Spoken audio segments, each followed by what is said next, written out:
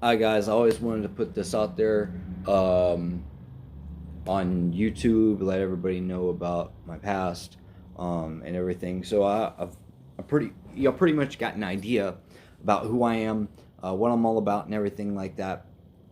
But I also have a dark side closet in some of my past, and that has to do with my father.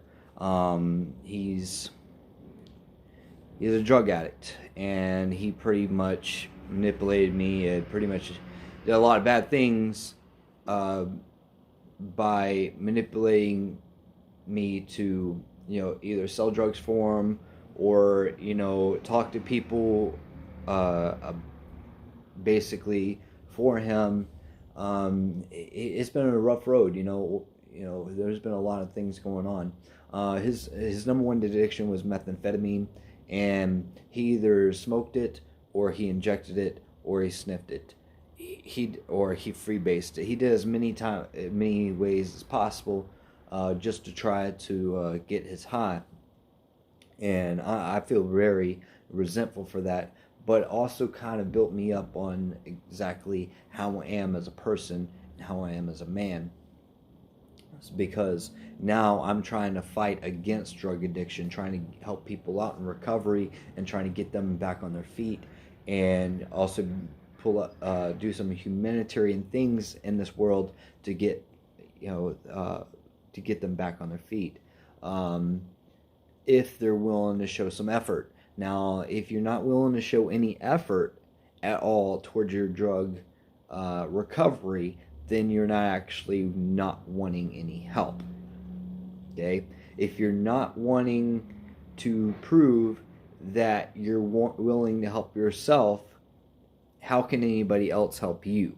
And that's something that you really need to look at, and something you really need to pay attention to, because drug addiction is not something um, that's easily dealt with. Yeah, drug addiction, it will keep on dragging you back. But I'm not going to be the type of person to put up with nonsense BS.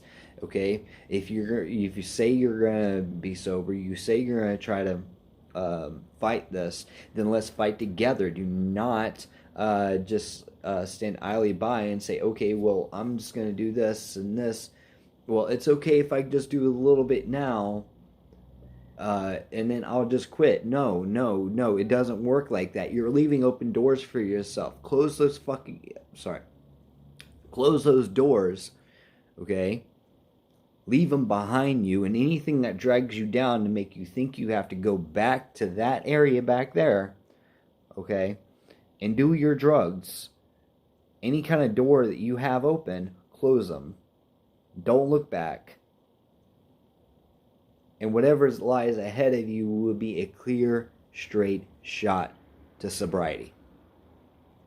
And that's what you really need to look at. You need to look at the clear, straight shot of sobriety, because basically, if you leave all your problems, all your triggers behind, everything that any person around you that sells drugs, or has any association, I mean association, if they have friends that is on drugs, you need to leave them alone. Because 9 times out of 10, they are doing drugs themselves. Okay? 9 times out of 10, they are doing drugs themselves because they're hanging around those people. Okay? Now, some people don't.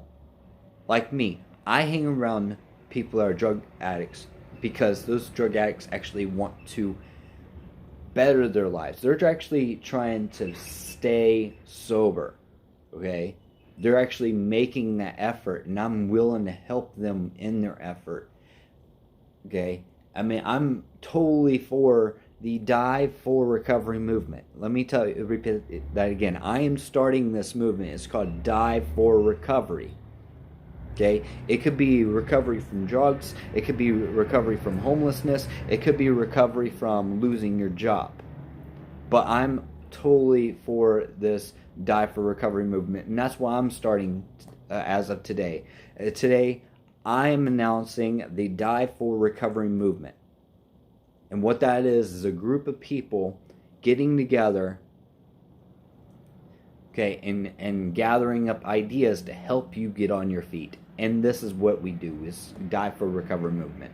And every single year around May, we'll all get together and we'll go skydiving. The reason why it's in May, because it's the best time of year, and it's also around my dad's birthday, and that's what this is dedicated towards, because he was and still is addicted to methamphetamine, and this is a way to get out to him and say, hey, there's another life out there. Hey, there's another way of living.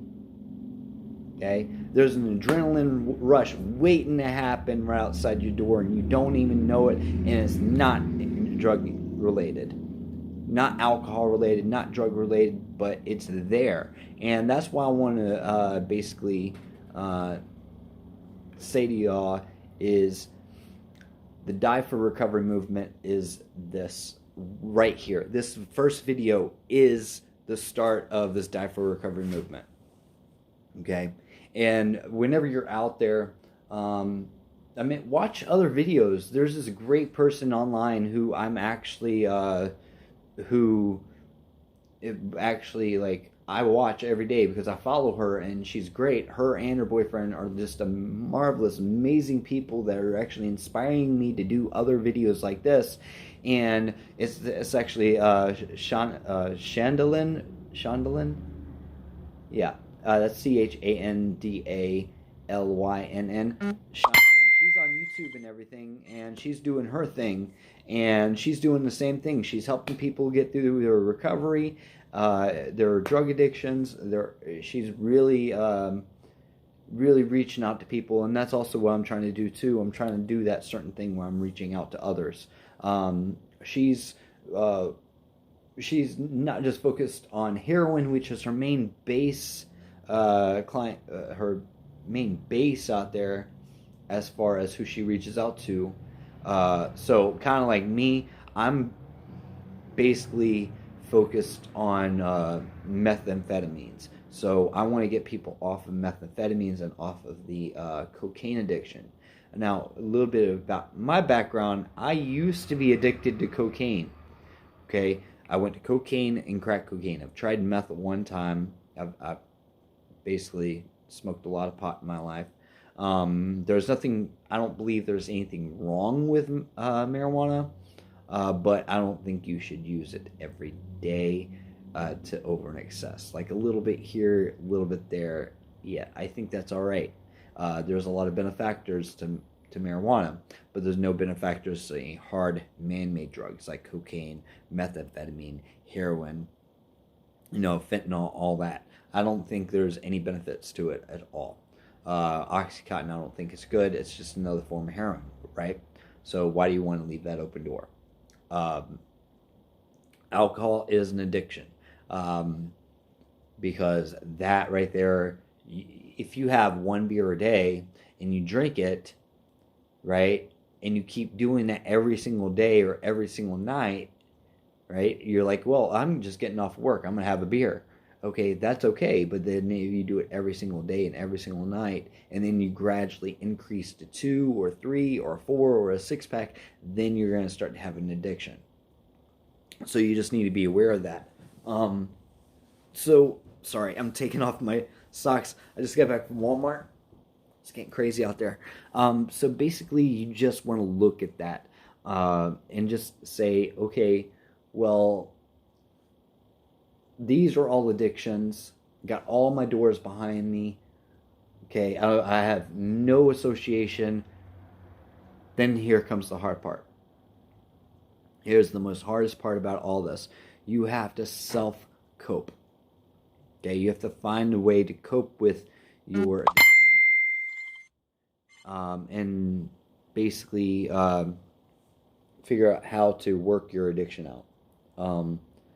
There's other ways too. You can't just do it all by yourself.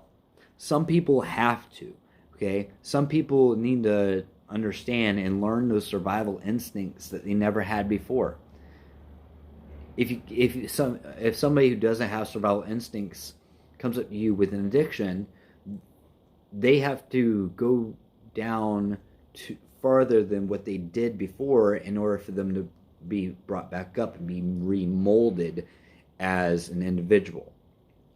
I've done that before where I've actually had to take people, put them out on the street in order for them, and then slowly bring them back up to where they are. So that way they could be molded to the correct individual that who their actual character will actually come out in a tough situation, right? So I'm not saying kick your friend out or kick your family member out, girlfriend, whoever it is. I'm saying if they don't have a survival instinct, then they need to learn that survival instinct. Okay? If they already have